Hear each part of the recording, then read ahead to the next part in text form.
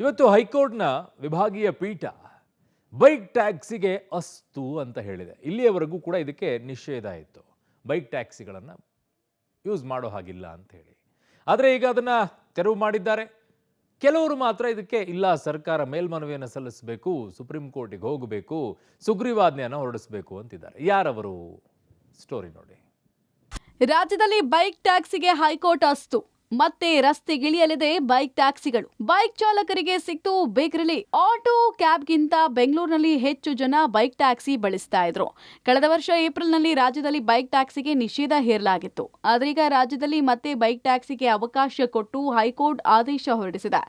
ರಾಜ್ಯದಲ್ಲಿ ಬೈಕ್ ಟ್ಯಾಕ್ಸಿಗಳ ಕಾರ್ಯಾಚರಣೆ ನಿಷೇಧ ಮಾಡಿದ್ದ ರಾಜ್ಯ ಸರ್ಕಾರದ ಕ್ರಮವನ್ನ ಎತ್ತಿ ಹಿಡಿದಿದ್ದ ಏಕಸದಸ್ಯ ಪೀಠದ ಆದೇಶವನ್ನ ರದ್ದುಪಡಿಸಿರುವ ಕರ್ನಾಟಕ ಹೈಕೋರ್ಟ್ನ ವಿಭಾಗೀಯ ಪೀಠವು ಬೈಕ್ಗಳನ್ನ ಸಾರಿಗೆ ವಾಹನಗಳಾಗಿ ಅಂದ್ರೆ ಟ್ಯಾಕ್ಸಿಗಳಾಗಿ ಬಳಸೋಕೆ ಅಗತ್ಯ ಷರತ್ತುಗಳನ್ನು ವಿಧಿಸಿ ಸರ್ಕಾರ ಅನುಮತಿಯನ್ನ ಕೊಡಬಹುದು ಅಂತ ಆದೇಶ ಕೊಟ್ಟಿದೆ.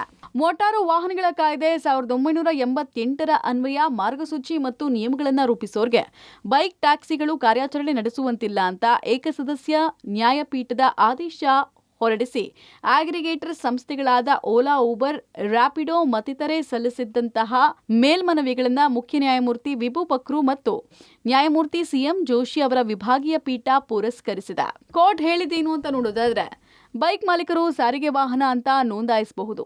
ನೋಂದಣಿಗೆ ಅರ್ಜಿ ಸಲ್ಲಿಸೋಕೆ ಮುಕ್ತರಾಗಿದ್ದಾರೆ. ಇಂಥ ಅರ್ಜಿಗಳನ್ನು ಪರಿಗಣಿಸೋಕೆ ಸರ್ಕಾರಕ್ಕೆ ನಿರ್ದೇಶನ ಕೊಡಲಾಗಿದೆ. ಸಾರಿಗೆ ವಾಹನವಾಗಿ ನೋಂದಣಿ ನೀಡೋಕೆ ಕಾಂಟ್ರಾಕ್ಟ್ ಕ್ಯಾರೇಜ್ ಆಗಿ ಕಾರ್ಯನಿರ್ವಹಿಸೋಕೆ ಅನುಮತಿಸಬೇಕು. ದ್ವಿಚಕ್ರ ವಾಹನ ಮಾಲೀಕರು ತಮ್ಮ ವಾಹನಗಳನ್ನು ಸಾರಿಗೆ ವಾಹನ ಅಂತ ನೋಂದಾಯಿಸೋಕೆ ಅರ್ಜಿ ಸಲ್ಲಿಸೋಕೆ ಮುಕ್ತರಾಗಿದ್ದಾರೆ. ಇಂಥ ಅರ್ಜಿಗಳನ್ನು ಪರಿಗಣಿಸಿ ವಾಹನ ಮಾಲೀಕರಿಗೆ ಸಾರಿಗೆ ವಾಹನವಾಗಿ ನೋಂದಣಿ ಕೊಡೋದಕ್ಕೆ ಮತ್ತು ಕಾಂಟ್ರಾಕ್ಟ್ ಕ್ಯಾರೇಜ್ ಆಗಿ ಕಾರ್ಯನಿರ್ವಹಿಸೋಕೆ ಅನುಮತಿ ನೀಡುವಂತೆ ರಾಜ್ಯ ಸರ್ಕಾರಕ್ಕೆ ನಿರ್ದೇಶನ ಕೊಡಲಾಗಿದೆ. ಇನ್ನು ಸಂಬಂಧಪಟ್ಟ ಅಧಿಕಾರಿಗಳು ಪ್ರಸ್ತುತ ನಿಯಮಾವಳಿಗಳನ್ನು ಪರಿಶೀಲನೆ ಮಾಡಬಹುದಾದರೂ ದ್ವಿಚಕ್ರ ವಾಹನಗಳನ್ನು ಸಾರಿಗೆ ವಾಹನ ಅಥವಾ ಕಾಂಟ್ರಾಕ್ಟ್ ಕ್ಯಾರೇಜ್ ಆಗಿ ಬಳಸೋಕೆ ಸಾಧ್ಯ ಇಲ್ಲ ಎಂಬ ಕಾರಣ ಕೊಟ್ಟು ಅನುಮತಿ ನಿರಾಕರಿಸುವಂತಿಲ್ಲ ಅಂತ ಹೈಕೋರ್ಟ್ ಆದೇಶದಲ್ಲಿ ಹೇಳಿದೆ. ಇದರಿಂದ ರ್ಯಾಪಿಡೋ, ಊಬರ್, ಓಲಾ ಸೇರಿದಂತೆ ಆಪ್ ಆಧಾರಿತ ಕಂಪನಿಗಳಿಗೆ ಮತ್ತು ಬೈಕ್ ಚಾಲಕರಿಗೆ ದೊಡ್ಡ ರಿಲೀಫ್ ಸಿಕ್ಕಂತಾಗಿದೆ. ಬೈಕ್ ಟ್ಯಾಕ್ಸಿ ವಿಚಾರಕ್ಕೆ ರಾಜ್ಯ ಸರ್ಕಾರ ಹೇಳಿದಂಥ ನಿಷೇಧಾಜ್ಞೆಯನ್ನು ಈಗ ಹೈಕೋರ್ಟ್ ತೆರವು ಮಾಡಿರುವಂಥದ್ದು. ಅಂದರೆ ಬೈಕ್ ಟ್ಯಾಕ್ಸಿ ಓಡಿಸೋದಕ್ಕೆ ಯಾವುದೇ ರೀತಿಯ ಅಡ್ಡಿ-ಆತಂಕಗಳು ಕೂಡ ಇಲ್ಲ ಅನ್ನೋದ್ರ ಬಗ್ಗೆ ಈಗಾಗಲೇ ಹೈಕೋರ್ಟ್ ಒಂದು ಆದೇಶವನ್ನು ಕೂಡ ಕೊಟ್ಟಿದೆ. ಅಗ್ರಿಗೇಟ್ ಸಂಸ್ಥೆಗಳು ಅರ್ಜಿಯನ್ನು ಸಲ್ಲಿಕೆ ಮಾಡಿದ್ರೆ ಯಾವುದೇ ರೀತಿಯ ವಿಳಂಬವನ್ನು ತೋರಿಸಿದ್ರೆ ಅದಕ್ಕೆ ಅವಕಾಶವನ್ನು ಮಾಡಿಕೊಡ್ಬೇಕು ಅನ್ನೋದ್ರ ಬಗ್ಗೆಯೂ ಕೂಡ ಹೈಕೋರ್ಟ್ ತಮ್ಮ ಆದೇಶದಲ್ಲಿ ಉಲ್ಲೇಖವನ್ನು ಮಾಡಿರುವಂಥದ್ದು. ಜೊತೆಗೆ ರಾಜ್ಯ ಸರ್ಕಾರವು ಕೂಡ ಕೆಲವು ನಿಯಮಾವಳಿಗಳನ್ನು ರೂಪಿಸಬೇಕು. ಜೊತೆಗೆ ಪ್ರಯಾಣಿಕರು ಮತ್ತು ಸಹಾಯ ಪ್ರಯಾಣಿಕ ಏನಿರ್ತಾನೆ ಆತನಿಗೆ ಸೇಫ್ಟಿ ಮೆಜರ್ಸ್ ಏನಿರ್ತದೆ ಅದಕ್ಕೆ ಸಂಬಂಧಪಟ್ಟಂತೆ ನಿಯಮಾವಳಿಗಳನ್ನು ರೂಪಿಸಿ ಅಂತೇಳಿ ಕೂಡ ತಮ್ಮ ಆದೇಶದಲ್ಲಿ ಈಗ ಉಲ್ಲೇಖ ಮಾಡಿರುವಂಥದ್ದು. ಒಟ್ಟಿನಲ್ಲಿ ಇಷ್ಟು ದಿನಗಳ ಕಾಲ ನಡೆದಂಥ ಹೋರಾಟಕ್ಕೆ ಈಗ ಒಂದು ರೀತಿಯಲ್ಲಿ ಬೈಕ್ ಟ್ಯಾಕ್ಸಿ ಹೋರಾಟ ಮಾಡಿದಂಥವ್ರು ಅಂದರೆ ಬೈಕ್ ಟ್ಯಾಕ್ಸಿಯನ್ನು ಓಡಾಟ ಮಾಡಿಸುವಂಥವ್ರಿಗೆ ಈಗ ಜಯ ಸಿಕ್ಕಂತಾಗಿರುವಂಥದ್ದು. ಶೀಘ್ರವೇ ನಿಯಮಾವಳಿ ರೂಪಿಸ್ತೇವೆ, ಸಾರಿಗೆ ಸಚಿವ ರಾಮಲಿಂಗಾರೆಡ್ಡಿ ಹೇಳಿಕೆ. ಹೈಕೋರ್ಟ್ ತೀರ್ಪಿನ ಬೆನ್ನಲ್ಲೇ ವಿಧಾನಸೌಧದಲ್ಲಿ ಪ್ರತಿಕ್ರಿಯೆ ಕೊಟ್ಟ ಸಾರಿಗೆ ಸಚಿವ ರಾಮಲಿಂಗಾರೆಡ್ಡಿ, ಬೈಕ್ ಟ್ಯಾಕ್ಸಿ ನಿಷೇಧ ಆದೇಶವನ್ನ ಕೋರ್ಟ್ ಹೊರಡಿಸಿದೆ, ಶೀಘ್ರವೇ ನಿಯಮಾವಳಿ ರೂಪಿಸ್ತೇವೆ ಅಂದಿದ್ದಾರೆ. ಬೈಕ್ ಟ್ಯಾಕ್ಸಿ ಸಿಂಗಲ್ ಬೆಂಚಲ್ಲೂ ಅದನ್ನ ಬೈಕ್ ಟ್ಯಾಕ್ಸಿ ನಿಷೇಧ ಮಾಡಿದ್ರು. ಆಮೇಲೆ ಡಬಲ್ ಬೆಂಚಲ್ಲಿ ಸಿಂಗಲ್ ಬೆಂಚು ಏನ್ ಜಡ್ಜ್ಮೆಂಟ್ ಕೊಟ್ಟಿದ್ದಾರೆ ಅದನ್ನ ಕ್ವಾಶ್ ಮಾಡಿದ್ದಾರೆ. ಮತ್ತೆ ರಿಟ್ ಅಪೀಲು ಅಲೋ ಮಾಡಿದ್ದಾರೆ. ಜಡ್ಜ್ಮೆಂಟ್ ಕಾಪಿ ಬರಲಿ, ಬಂದಮೇಲೆ ಆಮೇಲೆ ಮಿಕ್ಕಿದ್ದು ನಿಮ್ಮ ಹತ್ರ ಮಾತಾಡಿ ಅವ್ರ ಜಡ್ಜ್ಮೆಂಟ್ ಏನು ಕೊಟ್ಟಿದ್ದಾರೆ ಅದನ್ನು ನೋಡ್ಕೊಂಡು ನಮ್ಮ ಕಮಿಷನರು ನಮ್ಮ ಸೆಕ್ರೆಟ್ರಿ ನೋಡಿ ಅದನ್ನು ಲೀಗಲ್ ಒಪಿನಿಯನ್ ತೊಗೊಂಡು ಆಮೇಲೆ ನಾವು ಮಾತಾಡ್ತೀವಿ.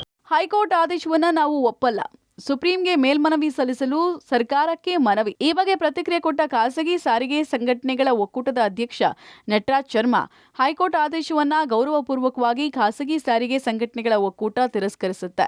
ರಾಜ್ಯದಲ್ಲಿ ಬೈಕ್ ಟ್ಯಾಕ್ಸಿನ ತರಲ್ಲ ಅಂತ ಸರ್ಕಾರ ಸುಗ್ರೀವಾಜ್ಞೆ ಹೊರಡಿಸಬೇಕು. ಇನ್ಶೂರೆನ್ಸ್, ಟ್ಯಾಕ್ಸ್, ಡಿಎಲ್ ಇಟ್ಕೊಂಡಿರುವ ಚಾಲಕರಿಗೆ ಇದರಿಂದ ಅನ್ಯಾಯ ಆಗ್ತಿದೆ. ಸುಪ್ರೀಂಗೆ ಮೇಲ್ಮನವಿ ಹೋಗೋಕೆ ಚಾಲಕರಿಗೆ ಶಕ್ತಿ ಇಲ್ಲ, ಹೀಗಾಗಿ ಸರ್ಕಾರ ಮೇಲ್ಮನವಿಗೆ ಹೋಗುವಂತೆ ಮನವಿ ಮಾಡ್ತೀವಿ ಅಂದ್ರು. ಏನಿವತ್ತು ಆದೇಶವನ್ನು ಮಾಡಿದೆ, ಗೌರವಯುತವಾಗಿ ಪೂರ್ವಕವಾಗಿ ನಾವು ಕರ್ನಾಟಕ ರಾಜ್ಯ ಖಾಸಗಿ ಸಾರಿಗೆ ಸಂಘಟನೆಗಳ ಒಕ್ಕೂಟ ಆದ ಸದಸ್ಯರುಗಳು ಮತ್ತು ಪದಾಧಿಕಾರಿಗಳು ತಿರಸ್ಕರಿಸ್ತಾ ಸರ್ಕಾರಕ್ಕೆ ಮನವಿಯನ್ನ ಕೊಡ್ತಾ ಇದೀವಿ. ಕಾನೂನು ರೂಪಿಸುವುದು, ಕಾನೂನನ್ನ ಮಾಡುವಂತ ಒಂದು ಅಧಿಕಾರ ಲೆಜಿಸ್ಲೇಚರ್ಗಿದೆ, ಶಾಸಕಾಂಗಕ್ಕಿದೆ. ಆ ಕಾರಣದಿಂದ ರಾಜ್ಯದ ಜನರ ಹಿತರಕ್ಷೆ ಮತ್ತು ಏನು ಶ್ರಮಿಕ ವರ್ಗ ಏನಿದೆ ಇವತ್ತು ಆಟೋದವರು ಸುಮಾರು ಬೆಂಗಳೂರು ನಗರಕ್ಕೆ ಸಂಬಂಧಪಟ್ಟಂತೆ ಸುಮಾರು 4.5 ಲಕ್ಷ ಚಾಲಕರಿದ್ದಾರೆ. ಮೂಲಭೂತವಾದಂತಹ ಹಕ್ಕು ಏನು ಜೀವನೋಪಾಯ ಮಾಡಲಿಕ್ಕೆ ಏನು ತೊಂದರೆ ಆಗ್ತಾ ಇದೆ, ಇನ್ಶೂರೆನ್ಸ್ ಕಟ್ಟಿಕೊಂಡು ಮತ್ತು DL ಅನ್ನ ಪಡೆದುಕೊಂಡು ಸೇವೆ ಕೊಡ್ತಾ ಇರ್ತಕ್ಕಂಥವ್ರಿಗೆ ಎಲ್ಲ ಒಂದು ರೀತಿಯಲ್ಲಿ ಅನ್ಯಾಯ ಆಗ್ತಾ ಇರೋ ಕಾರಣದಿಂದ ಅದನ್ನ ನಾವಿವತ್ತು ಮತ್ತೆ ಸರ್ಕಾರಕ್ಕೆ ಇನ್ನೊಂದು ಮನವಿಯನ್ನು ಕೊಡ್ತೀವಿ.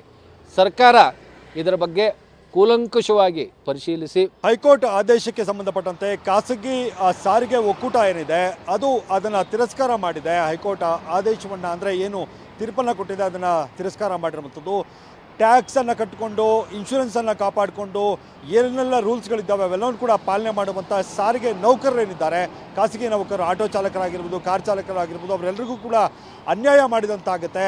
ಕೂಡಲೇ ಸರ್ಕಾರ ಈ ಬಗ್ಗೆ ಒಂದು ನಿಯಮವನ್ನು ರೂಪಿಸಬೇಕು, ಇಲ್ಲ ಸುಗ್ರೀವಾಜ್ಞೆಯನ್ನು ತರುವಂಥ ಕೆಲಸವನ್ನು ಮಾಡಬೇಕು ಅನ್ನುವಂಥ ಒತ್ತಾಯವನ್ನು ಖಾಸಗಿ ಸಾರಿಗೆ ಒಕ್ಕೂಟ ಮಾಡ್ತಾ ಇದೆ. ಒಟ್ಟಾರೆ ಹೈಕೋರ್ಟ್ನ ಈ ನಿರ್ಧಾರದಿಂದ ಬೆಂಗಳೂರಿನಂಥ ಟ್ರಾಫಿಕ್ ದಟ್ಟಣೆಯ ನಗರದಲ್ಲಿ ಕಡಿಮೆ ದರದಲ್ಲಿ ವೇಗವಾಗಿ ಸಂಚರಿಸೋಕೆ ಬಯಸುವ ಜನರಿಗೆ ಅನುಕೂಲ ಆಗಲಿದೆ.